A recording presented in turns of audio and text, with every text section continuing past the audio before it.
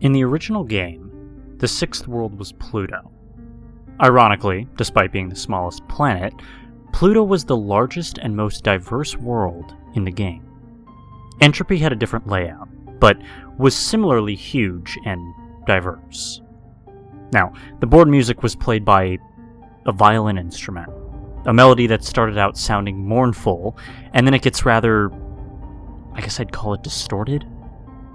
Strangely though, none of the levels from the previous worlds were present here. Instead, there were 8 brand new icons.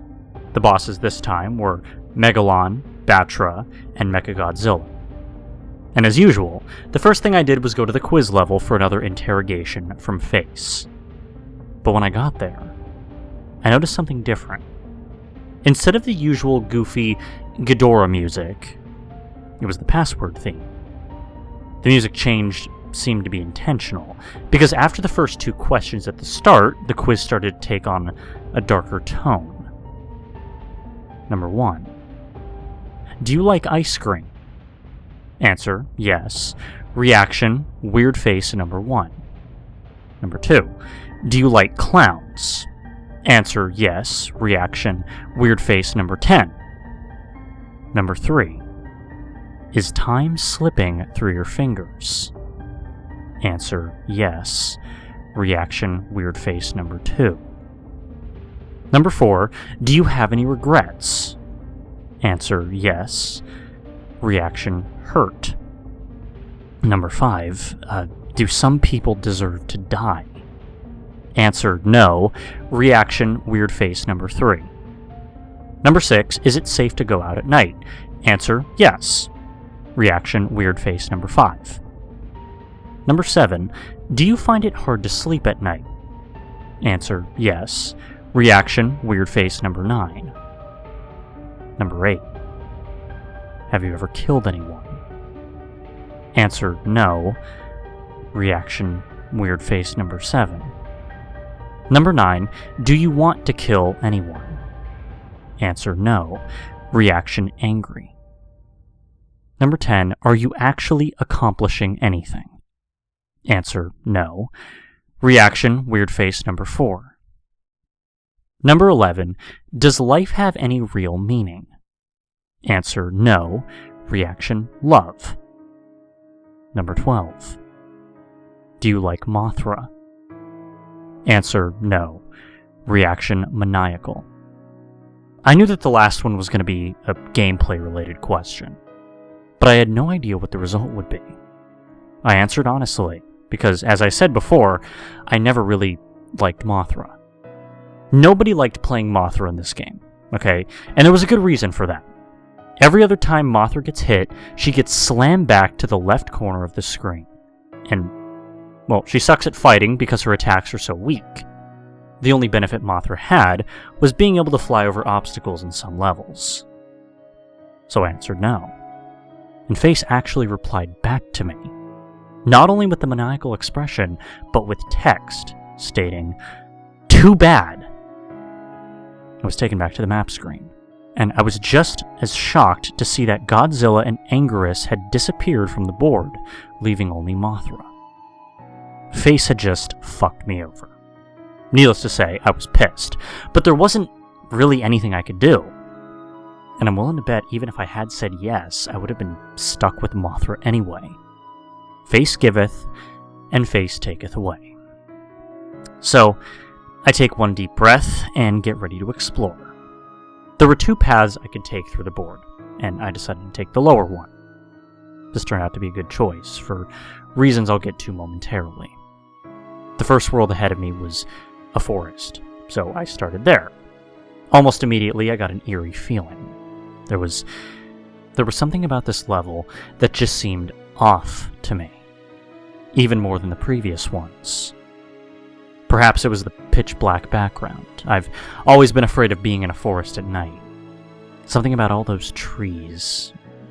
It makes me feel surrounded and vulnerable. And the fact that I was stuck as Mothra, it didn't help. Playing the game's previous worlds as Godzilla gave me a feeling of bravery, being in control of the king of the monsters. I'd be able to handle just about anything in my way. But it's it's not like that with Mothra. No feeling of strength or security. Now I'm just a weak, easily overwhelmed bug traversing into the unknown. Back to the level. The music had new instruments, sounding like woodwinds, followed by slow, rhythmic drums and chiming bells. Gave me this feeling that I was intruding into some dangerous place that I really shouldn't be. After a while, I encountered the first enemies of the stage, or at least I just assumed that they were enemies. They were strange, long-legged deer-like creatures, and instead of attacking, they were just idly walking around. I went to approach them, and they ran away. I thought about shooting one with an I-beam to see what would happen, but it seemed wrong. I mean, these creatures were harmless. So I passed over them and continued through the level. And about halfway through, I encountered groups of the deer-like animals, and also two new creatures. A sloth-like creature with a beak climbing on a tree, and a hairy raptor-esque beast that were preying on the deer. It was very surreal watching these creatures interact. I didn't really feel like I was playing a video game anymore, but rather that I was traveling through a forest in some other dimension. Creatures at first ignored me, for the most part, although the raptors did attack me when I got too close, or if I happened to attack them first. I know I shot one of them to help one of the deer creatures escape. I got clawed at, but confrontation was easily avoided by flying to the top of the screen. After that, I had to choose whether I wanted to play the levels with the hourglass or the TV screen. I picked the latter, and what I got was not at all what I expected. When I pressed the button to start a level on the TV screen, like I normally would, this screen with an animation popped up. There was also music in the background, which was the goofy Ghidorah music that used to be playing in the quiz levels. I was somewhat unsettled by this because it was just so strange. I also found it a bit spooky because I had a shirt that looked just like that when I was a kid. It was a boy with what looked like a bear mask licking a lollipop. After staring at the animation, you could go back to the board by pressing any button. And after that, I had no idea what to expect of the rest of these icons. I went to try an hourglass icon next, and I was somewhat relieved when an actual level came up. It was certainly an unorthodox-looking level, all brown, with time-measuring instruments floating in the air, and a gigantic grandfather clock in the background. The music was the same as the board screen. And very early in the level, I encountered something I didn't really expect to see. Original enemies from the game. And not just that, it seemed to be a whole fleet of them. And with the yellow tanks, which were normally immobile, they could now move. I took some damage, but it was nothing that I couldn't handle. But the most interesting thing about this level was the colored hourglass items. Now, there were 3 of these. A blue hourglass that made time slow down and filled the level with enemies from the past. A red hourglass that made time speed up and filled the level with enemies from the future. And a green hourglass that set time to the normal speed and filled the level with the original game enemies. I encountered the blue hourglass first. As stated, the game started to slow down, and I saw the enemies from the past, which were 5 different types of prehistoric animals. I don't know much about prehistory, but I believe all of these enemies represent real animals. The level went into another segment, and I encountered the green hourglass. Then I fought the original enemies again. It was the same 5 types, so I didn't really take any screenshots. But in the last segment, I encountered the red hourglass, and the enemies that must have been from the future. Now, whether or not the game was showing me 8-bit renditions of creatures that will actually exist thousands of years into Earth's future, I have no idea. But with that thought in mind, I found this particular segment to be very eerie, and was made more tense because everything moved faster. One of the future enemies bore a striking resemblance to something I saw in a book once called Trudon man. Another looked like some kind of organic spaceship. And there was only one of the 5th type of future creature. And when it appeared, all the others ran for their lives, leaving me alone to battle it.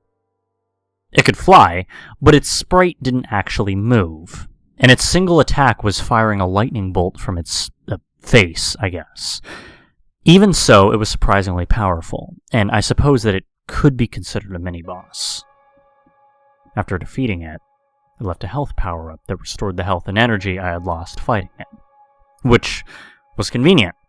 It seemed I would need all the help I could get to beat this world with Mothra alone. And after that previous stage that I called Time Warp, the next stage appeared to be a toxic waste dump. And as you could see, the place looked grungy and inhospitable. The music was a short looping of an ambient synthesizer song. Listening to it made me feel like I had sniffed some toxic fumes myself, and it was messing with my head the whole time. I even felt like I was choking while playing this level. The enemies all seemed to be mutated to some degree. In the above screenshot that is seen here, you can see green mummies with bird skulls that jump out of the waste to spit projectiles. There's also a brownish cow skeleton monster with spider legs. And halfway through the level, I even saw one of the deer from the forest. It was alone. And when I saw it, it was drinking toxic waste out of a barrel with an anteater-like tongue. I was moving over to try to make it stop, but then this flock of skullbirds came out of nowhere and started attacking. The deer was scared by this and ended up running off the ground into the toxic waste. I feel bad for it. One of the birds had bit me, but I regained health quick from killing all of them. They were rather weak.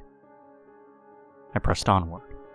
Of all the levels in Entropy, this was probably the most normal, in that there was little deviance from the move forward, smash things formula in the original game. I encountered more creatures through the level, like tentacled blobs and some kind of deformed thing with human-like teeth. I didn't feel like provoking them into a fight, so I kept on flying near the top of the screen.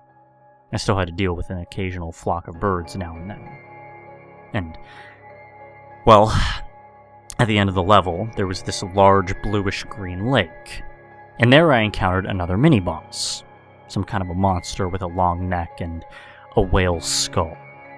It attacks with a mouth projectile, and by charging into you. It also could go underneath the water and rapidly emerge from a different place. And yeah, it was harder to beat than the boss from Time Warp, and it had a lot of health because it must have taken me about 3 minutes to defeat it. It let out a really loud noise when it died, and then sank back into the water as I left the screen. Back on the board, I went to the nearest level icon that I hadn't seen yet, which was a white tree. As I guessed, the level was a winter-themed recolor of the forest stage. But unlike the regular forest, I didn't feel unnerved starting this one. I think the music had a lot to do with it. It was a gentle, more calmer song. It almost sounded romantic. It was quite stress-relieving, and the forest itself looked much less ominous covered in snow. I traveled through the first segment, enjoying the atmosphere for 4 minutes, when suddenly I realized something. That I hadn't seen a single creature since I started the level. I mean, where are all the animals? And soon after I left the screen, the next segment started.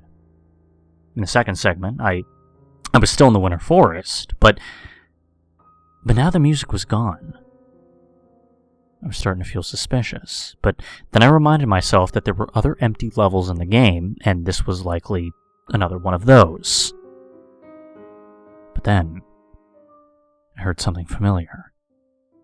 It was the 12-second looping music from Unforgiving Cold starting up.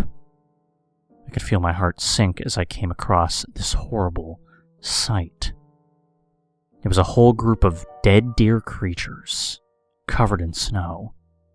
And judging from the blackish blue tone of their skin, they must have all frozen to death. On closer inspection, some were missing body parts. Now I was frightened, but I still had to keep going. Before exiting the level, I was really hoping to see something resembling the previous forest animals in a living state. And sure enough, I did. It was a creature much like the beaked sloth, except this thing had white fur and was more of a beaked gorilla. It was walking very slowly when I saw it, but I was happy to at least see something alive. But it didn't stay that way for long. Suddenly, a pack of raptors, who must have sensed that something else was still alive, came rushing in from the right side of the screen. The beaked gorilla didn't stand a chance, as one of the raptors immediately lunged at it and ripped open its back legs. These winter raptors acted far different from their temperate relatives. While the other raptors only attacked while hunting prey or when provoked, the winter raptors seemed to have all gone insane. They attacked everything in sight. One was running back and forth, clawing at nothing. Even the noises they made sounded different, more high-pitched and enraged. As I left this second segment, I even saw two raptors fighting to the death. They were both covered in injuries, and one of the raptors had been blinded in one eye. I took a screenshot, but I didn't stay to see who won the fight. I only had to get through one more segment before I could go back to the board screen. But in this segment, I was no longer in a winter forest. Instead, a very empty, grassy plain with a bright gray moon in the sky. The pleasant music of Winter Forest Part 1 had returned. And immediately, I started to feel dread. This is going to sound crazy, but it's the absolute truth. The game made the level from one of my memories. After a long stretch of nothing, I reached a lake. Okay, and then the moon moved down from the sky and began to hatch like an egg. When it did, a curled up humanoid figure fell into the lake as the moon halves quickly disintegrated. I heard a splash when it hit the water, then a moment of silence. The screen began to shake, and a new creature emerged from the water. And thus I was introduced to a monster I call the Moon Beast. This was the only screenshot that I took, as I was focusing all my concentration on winning the fight. And it was the most difficult fight yet. It was stronger than any of the previous bosses. This creature would have been hard to take down with Godzilla, and with Mothra it seemed nearly impossible. I suppose I would consider myself fortunate that the beast lacked any attacks like Gigan saw, because if it had, I would have never won this. I barely had 3 bars of health when I finally killed this abomination. But what happened afterward is hardly what I could call a reward.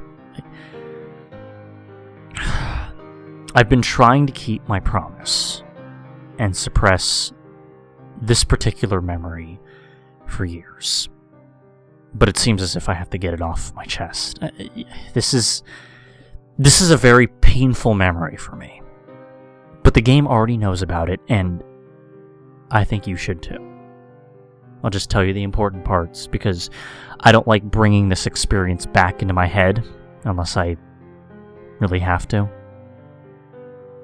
So, back when I was in middle school, I had a girlfriend named Melissa.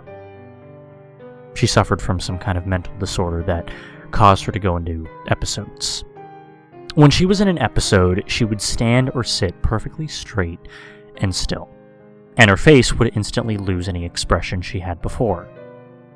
She would speak very clearly, without any hint of emotion, and when it was over, she would start trembling and sometimes bury her face in her hands and remain silent for several minutes.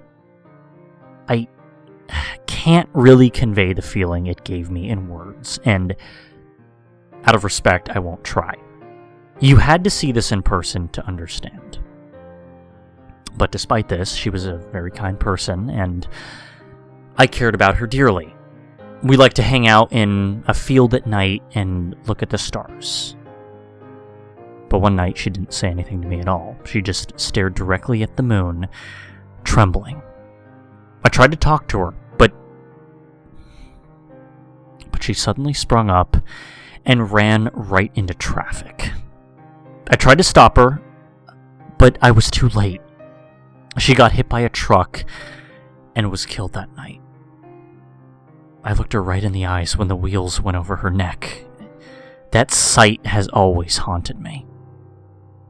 I know that the game knows about this because after I defeated the Moon Beast, this happened.